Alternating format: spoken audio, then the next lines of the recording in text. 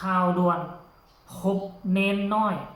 อยู่ฝั่งลาวผู้เข้าซานลับลึกหลายชั่วโมงฝนตกก็ยังบ่ออกจากซานจนว่าเฮ็ดให้พระครูบาอาจารย์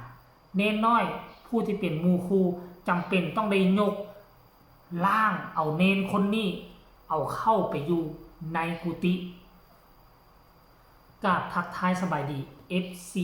ทุกท่าน FC ทุกคนมาพบมาพ่อกันในช่องความเสื่อมือนี่มีเรื่องราวทีหน้าเหลือเสือเอามาฝากเอามาต้อนเศร้านี่เลื่อนไปเลื่อนมาอยู่ทั้งหน้าทั้งแอฟฟ้าแล้วก็ไปเห็นคลิปหนึ่งจากพระอาจารย์ท่านหนึ่งเนาะซึ่งเพิ่นได้ถ่ายลงเกี่ยวกับการปฏิบัติธรรมเพิ่นก็เฮ็ดคลิปลงทั้งแอฟฟ้าอยู่ตลอดอยู่แล้วเพื่อเป็นการสอนในยุคในสมัยนี้เพื่อเป็นการเทศนาให้บรรดาญาติโยมอยู่ทั้งบ้านได้ฟังเทศฟังธรรมอยู่ทั้งแอฟฟ้าท่านผู้ชมว่าจำเป็นต้องได้เข้าวัดเข้าวาตามที่เบิ่งแล้วทั้งพระองค์นี้เพิ่นเป็นพระทั้งด้านกรรมฐานเนาะพระกรรมฐานพระธุดงค์พระนักปฏิบัติธรรม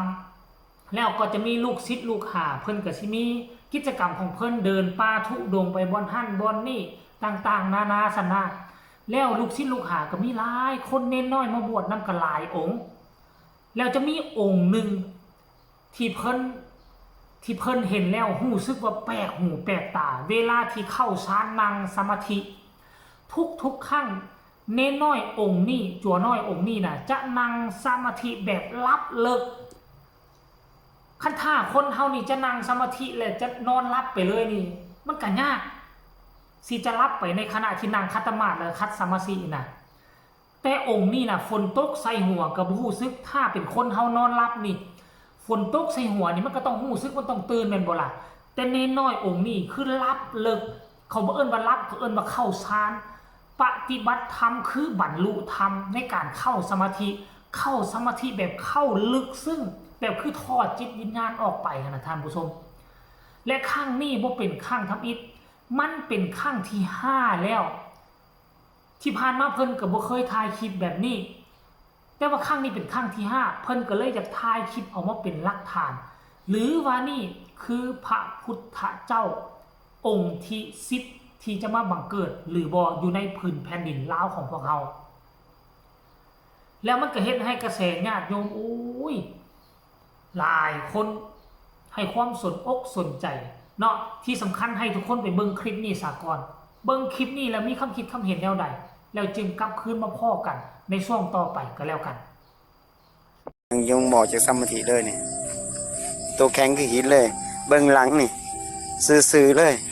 ซื่อเป๊ะเลยเหมือนไม้บรรทัดเลยนี่องค์อื่นเขาลุกมาแล้วนี่แต่เพิ่นเข่าสภาวะนี่เป็นครั้งที่5แล้วเพิ่นเข่านี่5ครั้งนี่แหละของแท้เลยญาติโยมนี่5ครั้งนะเด้อเป็นเข่าได้ของแท้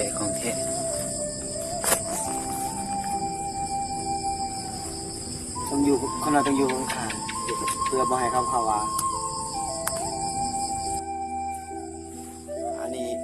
บ่ได้เว้าแบบลิ้นๆเด้อนี่ญาติโยมไผปฏิบัติผู้นั้นเห็นเองปัจจตังเองไผสัมผัสได้อานาปานสติ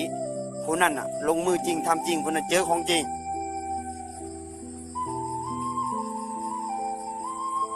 อาจจะได้หามกันพอฝนตกเนาะเห็นมั้ย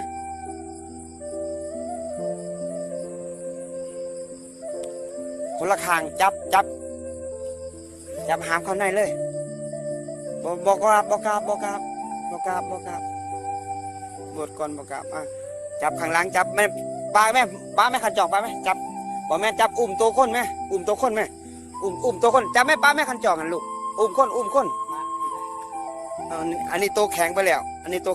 เข่าซ่านไปแล้วนี่นะอันนี้เข่าซ่านเด้อญาติโยมเด้อนี่เข่าซ่านจังว่าเข่าซ่านเด้อนี่พ้นตกนี่ต้องห้ามเข่า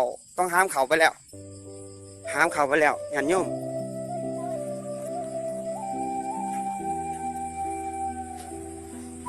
ยังมาข่าวซ่านนี่จังว่าข่าวซ่านของแท้เลยญาติโยมเด้อสามเณรน้อยข่าวซ่านไปแล้ว ตัวแข็งนี่ตัวแข็งของจริงปิดหน้ามาปิดหน้าพี่นี่ตัวแข็งเลยนี่ตัวแข็งเลยนี่แข็งเป็นพระพุทธรูปเลย โอ้สาธุ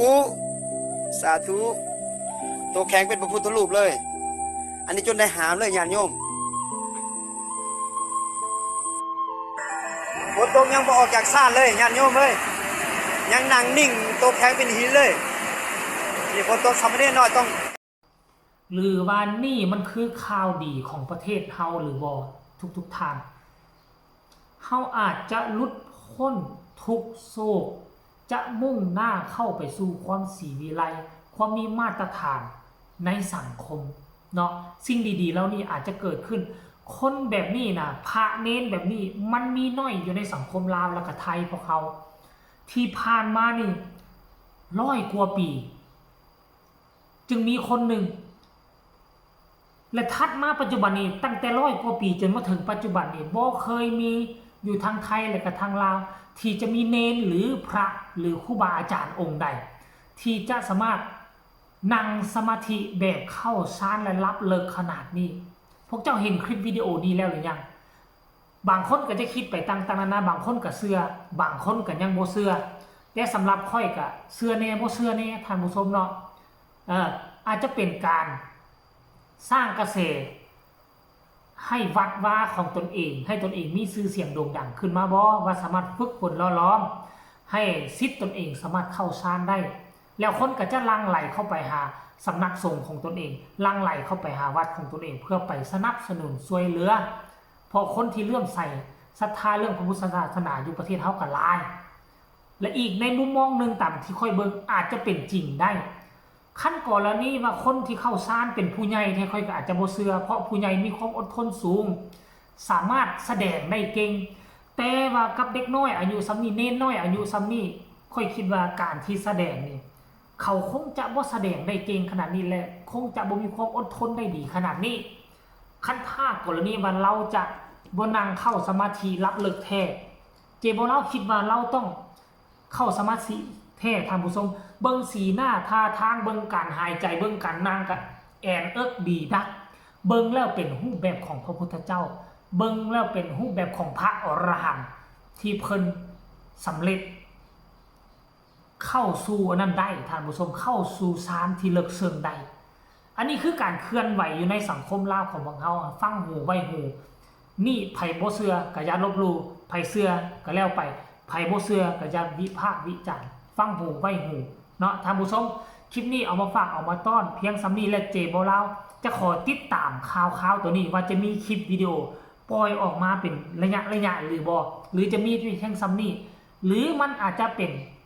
ผู้บรรลุธรรมหรือจะเป็นพระพุทธเจ้าองค์ที่10คือเขาเว้าแท้หรือบ่เป็นซากสุดท้ายของพระพุทธเจ้าใครมีคำตำหนิติชมคำคิดคำเห็นก็สามารถส่งข่าวมาใต้คอมเมนต์ได้เนาะที่สำคัญจะกดข้ามโฆษณาพบกันใหม่ในคลิปหน้าสำหรับคลิปนี้ขอกล่าวคำว่าสบายดี